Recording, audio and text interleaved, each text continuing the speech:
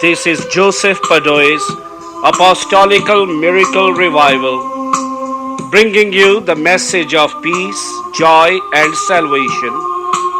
Jesus Christ, the same yesterday, today, and forever. Father, I pray for all those who are listening to this cassette. Righteous Father, let your Holy Spirit come upon each and every one of them. Lord, I ask you that you will help them, save them, deliver them from sickness, disease, and Satan. Let them know the joy of your salvation. Oh Father, open their understanding that they may be able to understand your word. Bless them, Jesus. Blessing of Father, Son, and Holy Spirit be upon each and every one of you. In Jesus' name, amen.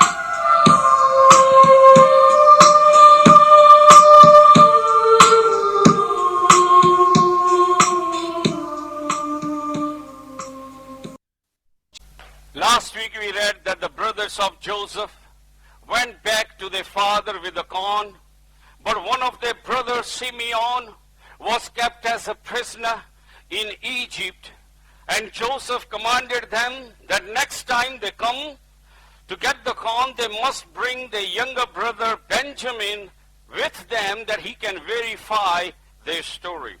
So chapter 43, and the famine was sore in the land, and it came to pass, when they have eaten up corn, which they have brought out of Egypt, their father said to them, go again and buy us a little food. The food that they brought from Egypt finished, and now the father is saying to his sons, go back to Egypt and get some more food. And here we can see that day by day we require the spiritual food from Christ. We cannot say, oh, this food is enough, because it will finish.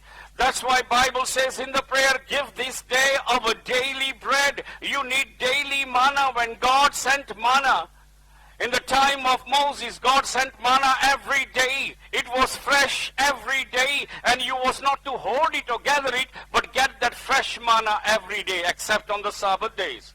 And here, that is what God is saying, that we must seek Him every single day. We must eat that manna, which is the Word of God, every single day. Sometimes we read Bible once and say, that's it, I've done it. I've read Bible once a week. That's not good enough, friend. And you know where we are living now? We are now living in the time of famine. Famine means people are falling away from Christ. There were times that all the churches in England were packed up. People believed in Christ when we came in 60s. Go to any church on Sunday, any church, and every single church used to be packed up. And now we see the churches are empty. The churches are sold as mosque or other things. And day by day, the churches are closing down because there is a famine. People have lost interest in Christ.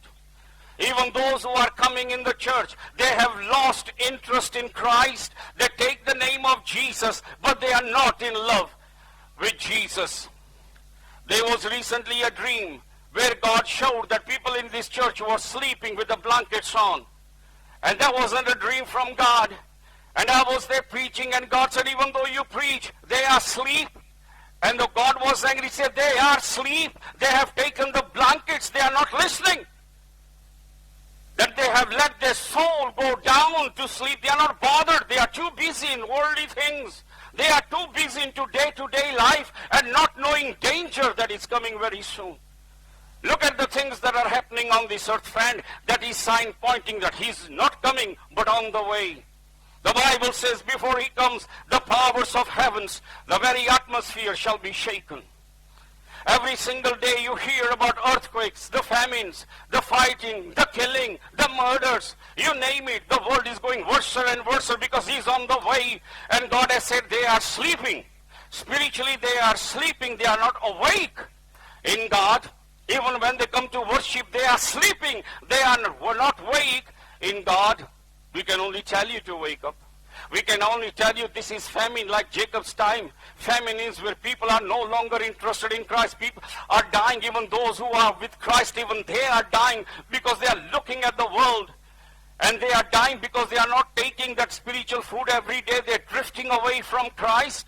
And Paul talked about today, he talked about the time that we are living in. Paul writes to Thessalonians, he said in that latter days, he said many shall depart, many shall fall away. He writes to Timothy how church will fall away. We are living in the time of the fulfillment of those prophecies. We are living in dangerous time when there is a famine. Nobody wants Jesus. People are not interested in Christ. They are in their own pleasures. The Bible says in latter days, they will be the lovers of pleasure more than lovers of God, that they will love the world more. They will love the pleasures more than God. That is why churches are empty. Because the world has grabbed them.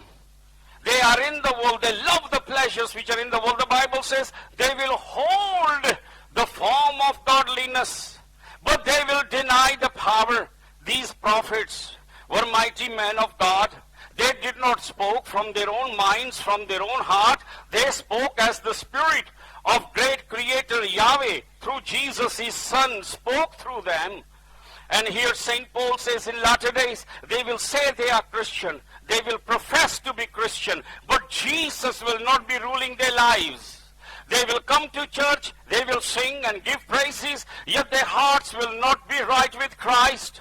Their lives will not be dedicated to Christ, but their lives will be dedicated to worldly pleasure.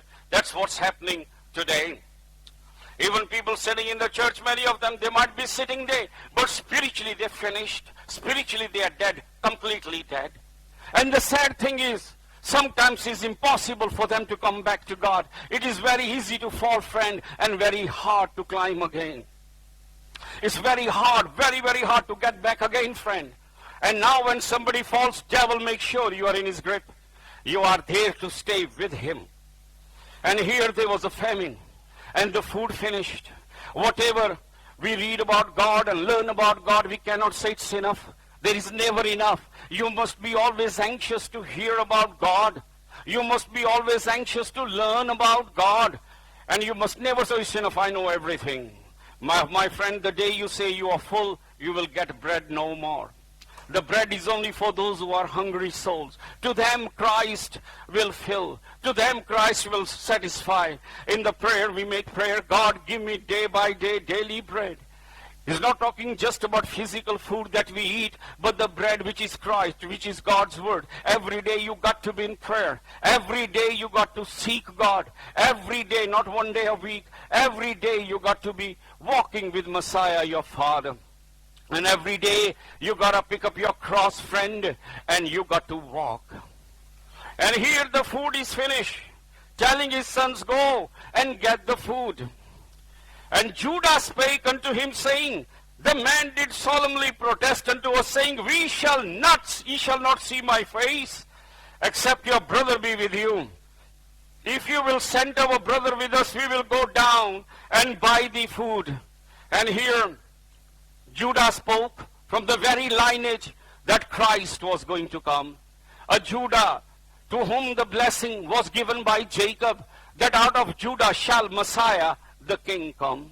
And that Judah spoke, and he said to his father, the man, the governor of that country, said to us, you will not see my face, except you bring your younger brother with you. Verse 4, if you will send down brother with us, we will go down and buy thee food. But if thou would not send him, we will not go down. For the man said to us, you shall not see my face, except your brother be with you. And Israel said, wherefore deal thou so ill with me, as to tell the man whether you had yet a brother? And Jacob blames his son. He said, why did you have to tell the man that you got another brother, a younger one? You didn't have to tell him all the story. Why did you told him? They said, the man asked us straightly of our state and of our kindred, saying, is your father yet alive? Have you another brother? And we told him according to the tenor of these words. Could we certainly know that he would say, bring your brother down? See, the man asked us straight. how's your father? Is he alive? And we said, yes. Have you got any other brothers? He said, yes, the young one. How do we knew that he was going to say to us that you got to bring your younger brother with you? Jacob is in fear. Jacob is in a great fear. Because as far as Jacob is concerned, Joseph, his son, is dead. And he fears that something might happen to Benjamin also. And yet at the same time they are hungry, the food is finished. They need to go to Egypt to buy food. And if they don't go, they're going to die. They're going to die. Even though Jacob had a promise of God. Had not Jacob gone to Egypt for food, he would have died. Because there in Egypt, it was God providing food for Jacob. God might have called you. God might have given you dreams. God might have blessed you in many things. That does not mean that you stop seeking Christ. You still got to go to Egypt. You still got to come to Christ. You still got to seek Him. And you still got to be in prayer before your Creator. So Jacob had fears, yet his fears were unfounded, not knowing what great blessing God has got in store for Jacob. He's afraid. He's scared. And yet didn't knew that in secret God has done a miracle. Didn't knew that big blessing is waiting for him just across the road in Egypt. Didn't even knew the son he's thinking is dead is alive. Christ is not dead. He's living. He's living. And all the blessing is in Joseph. Because God used Joseph as an instrument to work miracle for Jacob and his son. To be a mean whereby God can provide food for Jacob and his son. The very Jacob to whom God gave the blessing of Abraham, that out of your seed he shall come who will bless the nations of the world. Verse 8, Judah said to Israel his father, send the Lord with me now. We will rise and go, that we may live and not die, both we and you, and also the little ones. I will be surety for him. Of my hand shall you require him. If I bring him not unto thee, set him before thee. Let me bear the blame forever. And Judah says, listen, if we don't go, we are just talking. We all going to die. The famine is great. There is no food. We're going to die. Our children going to die. Our family is going to die. We got to go. And Judah said to his father, okay, look, father, I will take Benjamin. I will be his guarantor. If something happens to Benjamin, I will bear the blame for him. For except we have lingered, surely now we had returned the second time, we would have come by now. And the father Israel said to him, if it must be so, now do this. Take the best of fruits in the land of your vessels. Carry down the man a present, a little balm, a little honey, spices, myrrh, nuts, and almonds.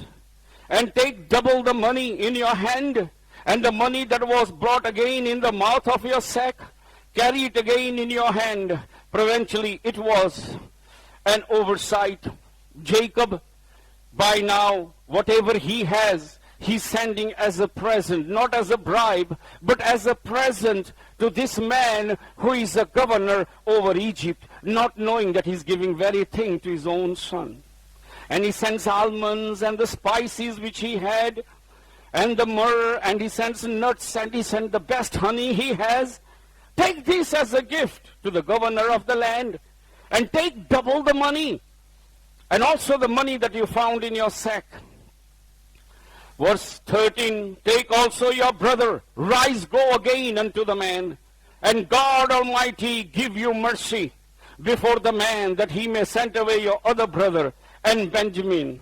And if I bereaved of my children, I'm bereaved. May God Al Shaddai, God Almighty, he says, may the God whose name is Al Shaddai give you mercy before this man. May the Benjamin come back with you, and also my other son Simeon, which was in prison in Egypt. And the man took double that present, and they took double money in their hands, and Benjamin, and rose up, went down to Egypt, and stood before Joseph. And when Joseph saw Benjamin with them, he said to the rulers of his house, bring these men home, slay, make ready, for these men shall dine with me at noon. So all these brothers are standing before Joseph, and he recognizes his real brother. He looks at Benjamin and he tells his servants, make a dinner for them. Today they're going to have and they're going to eat dinner with me. And the man did, verse 17, and the man did as Joseph bade, and the man brought the man into Joseph's house. And the men were afraid because they were brought into Joseph's house. And they said, because of the money that was returned in our sack at the first time, are we brought in? And he may seek occasion against us and fall upon us, take us for bondmen and our asses. And when they were invited to the house, the brothers are even more scared. Why is he inviting us to his house? He's finding any excuse to keep us here, to make us his slaves, to take our asses. And they came near to the steward or the servant of Joseph's house, and they communed with him at the door of the house, and said, "O sir, we came indeed down at first time to buy food. It came to pass when we came to the inn that we opened our sack, and behold, every man's money was in the mouth of the sack, our money in the full weight, and we have brought it again in our hands." And he speaks to the servant of Joseph, and he says, "Listen, last time we came here, when we opened our sack, we found the money. Now we have come, we brought double the money that was in the sack, plus more money to buy the food." And he said, the steward of the house, "Peace be to you, fear not. Your God, the God of your father, has given you treasure in your sack. I have your money." And they couldn't understand, how did he got our money? And then he brought Simeon out. See, that's your money, your surety. And man brought man into Joseph's house, and gave them water, and they washed their feet, and he gave their asses provender, and they made ready the present again. And Joseph came at noon, for they heard that they should eat bread there. When Joseph came home, they brought him the present which was in their hand into the house, and bowed themselves to him on the earth. Remember the dreams he had.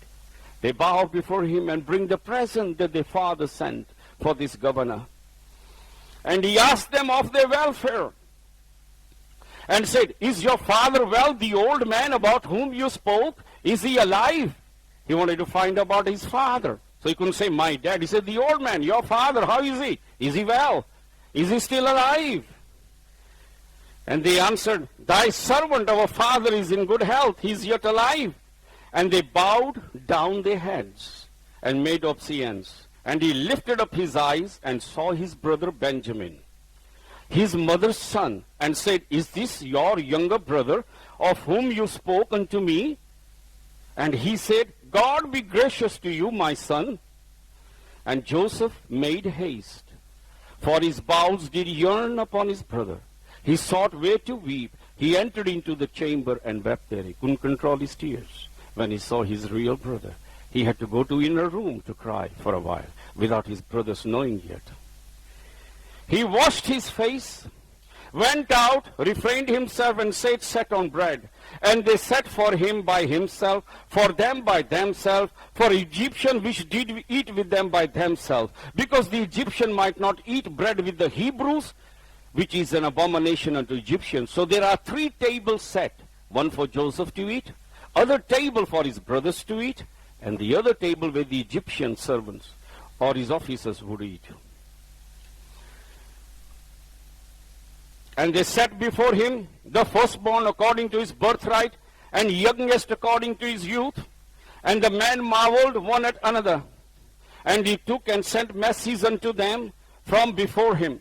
But Benjamin's cup or mess was 5 times so much as any of theirs. And they drank and were merry with him their dinner. But to Joseph he gave a cup which was 5 times bigger than his brothers. There were 2 reasons why this was done. He wanted to prove my brothers hated me. They wanted to kill me. They sold me. Will they do same to my other brother Benjamin? So front of them he gives them a big cup. As father gave Joseph the coat of many colors, favored him. And also when we are reading about the Benjamin, he is a great prophecy. Here God is speaking about Saint Paul. Because Saint Paul came from the tribe of Benjamin. Remember, on that table, all the brothers of Joseph are sitting. All together with Joseph, the 12 brothers. And these were the 12 apostles of Christ. But you see, out of all the apostles that Jesus had, the Benjamin gets cup 5 times bigger. And Benjamin is St. Paul. Paul said, I come from the tribe of Benjamin. That's where he came from. And his cup was 5 times bigger than any of the apostles. The knowledge that God gave Paul was superior knowledge to all the apostles that walked with Jesus. Even St. Peter in his letter acknowledges the depth of Paul's knowledge about God. And when you read the Bible, you will see we are not competitioning, but none can match the knowledge that God gave to St. Paul. That is why St. Paul is like Moses to us. He is our lawgiver. So in the New Testament, in the letters, we find all the knowledge, the doctrine that mainly come from St. Paul. He talks about marriage, he talks about divorces, about communion, what church should do, what church should not do, what God's doctrine is. It's all given by Paul. He's like a Moses to us. So that is why we can see to the Benjamin, you see the Bible, God speaks in secret. To Benjamin is cup given more than other brothers. And the Benjamin is where St. Paul comes from. When you read the New Testament, Acts of the Apostles, many times Paul says the straight and in the letters that I come from the tribe of Benjamin. He came from this Benjamin, and that's why his cup is 5 times bigger. Joseph represents Christ, and Benjamin is our lawgiver, represents St. Paul. To him the cup is given 5 times bigger than the cup to others. That his knowledge that God gave him is superior to the knowledge of all other apostles that walked with Jesus. And for this, knowledge was given to St. Paul because God chose him to be the apostle. And as we know that St. Paul also suffered a lot. He worked like no man worked. Day and night he was in Christ. Day and night he labored. This man traveled, and he traveled on foot. He traveled on donkeys. He traveled by ships, and 5 times he had a shipwreck. And you know, he covered many nations preaching about Christ. And he went as far as Europe also, the church of Philippi that you read in the Bible. The letter of Philippi is the first church in Europe. That he covered all the Asia, majority of the Asia, the Turkey, the Greece, the Rome, all the way to Philippines. One man, without car, without aeroplane, walking. Or luckily he might get a horse ride, otherwise walking, always on the foot. Maybe caught a ship, and every time nearly caught a ship, there was a problem. He said, I had shipwrecked 5 times the ship broke on the way. One day he was day and night in the waters. The man paid the price. He paid the price. He was beaten, thrown in jail, mistreated,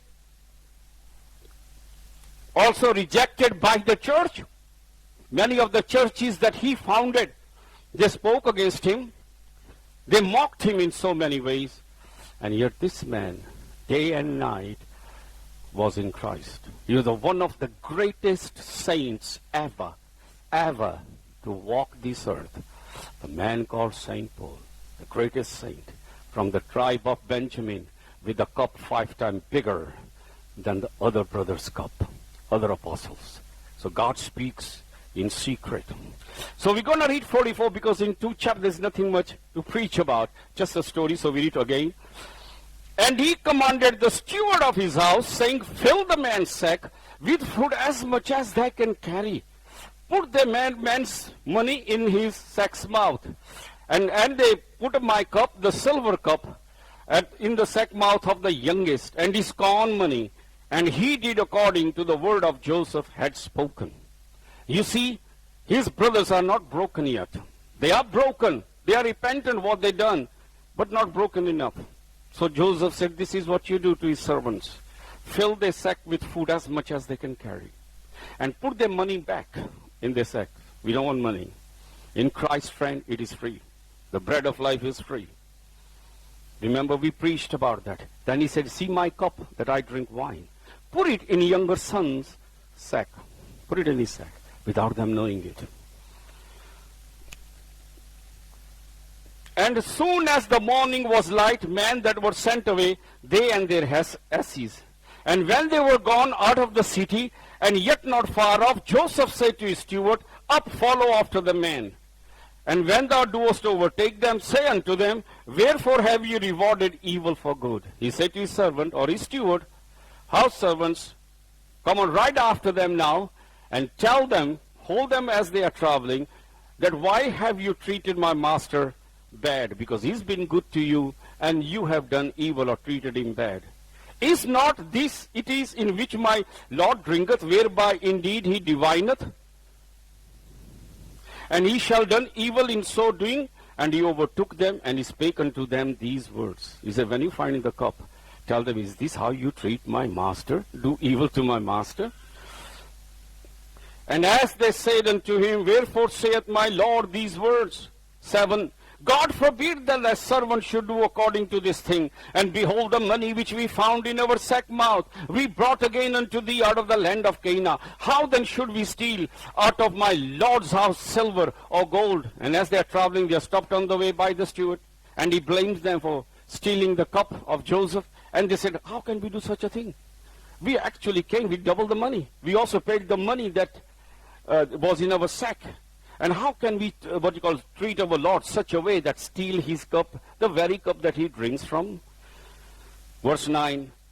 And with whoever thy servant it be found, both let him die, and we will be my Lord's bondsmen. And the brother says, no, we haven't done this. Check our sack. In whose sack you find the cup, let that person die. Not knowing the cup is already in younger brother's sack. And as for we will become the servant, your servants. Verse 10, and he, as he said, that is the steward of Joseph's house, now also let it be according to your word. And he with whom it is found shall be my servant, and you shall be blameless. Then they speedily took every man his sack to the ground, and opened every man his sack. And he searched, and began at the eldest, left at the youngest, and the cup was found in Benjamin's sack. And they rent their clothes, and laden every man his ass, returned to the city. The cup is already found in Joseph's brother Benjamin's sack, because he put it there. And when they found, they tore their clothes, they started crying. They knew now they are in serious trouble. And they brought them back to Joseph. Verse 13, and they rent their clothes, laden every man his ass, returned to the city. And Judah and his brethren came to Joseph's house, for he was yet there. They fell before him on the ground. And Joseph said unto them, what deed is this that you have done? Would it not that such a man as I can certainly divine? He says, what this you done? Don't you know the man like me can divine or tell the future? Now, Joseph did not use divination, that is witchcraft, or clairvoyance. Do you get me? An Egyptian did. What he meant to say that, don't you know that I can tell and know the future? Because he knew he's a man who can translate dreams. And Judah said, what shall we say unto my Lord? What shall we speak, or how shall we clear ourselves? God has found our iniquity of thy servant. Behold, we are your servants. We are my Lord's servants, both we and he also with whom the cup is found. And Judah said, I'm speechless. I can't say anything. The cup is found. What can we say? We are your servants now. And he said, God forbid, Joseph said, that I should do so. But the man in whose hand the cup is found, he shall be my servant. As for you, get you up in peace unto your fathers. He says, no, I'm a just man. You go to your father, take the food, but younger one is going to stay here. He's going to be my servant. Because it is in his sack the cup is found. And Judah came. Do you see? Joseph wanted to know, are they really repentant? Would they kill Benjamin also like they did Joseph? Would they deal evil with Benjamin? And now they are breaking up. And the Judah came near unto him and said, O my Lord, let your servant, I pray you, speak a word in my Lord's ear. Let not your anger burn against your servant, for you are even as Pharaoh, the king of Egypt. My Lord asked his servant, saying, have you a father or a brother? He's repeating all the story again. And we said unto my Lord, we have a father, an old man, and a child of his old age, a little one, and his brother is dead. You see, when his brothers began to believe a lie now, believing Joseph is dead, that his brother is dead, and he alone is left of his mother, and his father loves him. And you said unto thy servant, bring him down unto me, that I may set my eyes upon him. And we said unto my Lord, the Lord cannot leave his father. If he should leave his father would die. My father loves Benjamin very much, can't live without him. And you said unto your servants, except your youngest brother come down with you, you shall never see my face no more. It came to pass when we come up unto thy servant, my father, we told him the words of my Lord. And our father said, go again and buy us a little corn. And we said, we cannot go if our younger brother can be not with us. Then if our younger brother be with us, then will we go down, that we may not see the man's face, except our younger brother be with us. And thy servant my father said unto us, you know that my wife bare me 2 sons. And the one went out from me, and I said, surely he is torn in pieces. I saw him no more since, believing that Joseph was killed by wild beasts. Remember, they took coat of many colors, dipped in the blood. But if you take this also from me, and the mischief befell him, he shall bring down my gray hair with sorrow to the grave. Now therefore, when I came to your servant my father, and the Lord be not with us, seeing that his life is bound up in the Lord's life, it shall come to pass when he sees that the Lord is not with me, he will die, and your servant will bring down the gray hairs of thy servant our father with sorrow to the grave. What will happen to my father? My father loves Benjamin. He lives for Benjamin, because his other brother is dead, torn by wild animals. And if we go back home and father sees that Benjamin is not with us, my father will die, and he will die. And I will bring shame, and I will bring sorrow to my father, and I will bring the gray hair of my father to the grave. He will definitely die. And I shall be blamed for the death of my father. Now therefore I pray you, let your servant abide instead of the Lord, a bondman to my Lord, and let the Lord go up with his brethren. Now you see, Joseph knows they're truly repentant. And here Judah says, listen, let's do a deal. My father will die if the younger one doesn't go with us. Send the younger one, I will take his place. You keep me, I will be your servant. Now Joseph knew that they are changed, because before they let their brothers die, but now he's willing to give his life in exchange for Benjamin. And now he knows they are truly repentant. The Bible says, what is repentant? Repentant is change of mind, to change your mind for better, and also to show God that you changed your mind, to bring the fruit of repentance. To say sorry is enough. You know, like some people, oh, well, I said sorry. Sorry isn't, that's no good. Sorry is just a word. Anybody can say sorry. Sorry doesn't matter. Unless you show there is a change, that you are not doing those things again, then your sorry is accepted. Now they are showing. Joseph they sold, but for this brother, he is willing to give his life. He said, let him go. I'm going to stay with you. I can't see my father die. And now Joseph knew that they have learned the lesson. They are not going to do ill with Benjamin. They are not going to kill him on the way or mistreat him. For 34, how shall I go up to my father, and the Lord be not with me? Lest providentially I see the evil that shall come on my father. How can it be? I go home and the boy is not with me, and I don't want to see evil that will come on my father. He'll die. He'll fall down and die, and I can't see him. So let him go and take me your prisoner. Now, next chapter, when you are truly repentant, Jesus will come to you. In next chapter, he tells them straight, I'm your brother. Why? Because now they were truly repentant. And when we repent, come to Jesus, he will turn back to you. That's what the Bible says. Amen? Our Father, who is in heaven, holy be your name, your kingdom come, your will be done, in earth as it is in heaven. Give us this day our daily bread, O Lord, and forgive all our sins, as we forgive those who have sinned against us. Let's not be led in temptation, O Lord, but deliver us from evil. For yours is the kingdom, the power, and glory through Jesus our Lord. May the blessing of Jehovah, His Son Jesus Christ, the power of the Holy Spirit be on you. May God of Israel make His face to shine on you. May the Lord bless you in Jesus' name.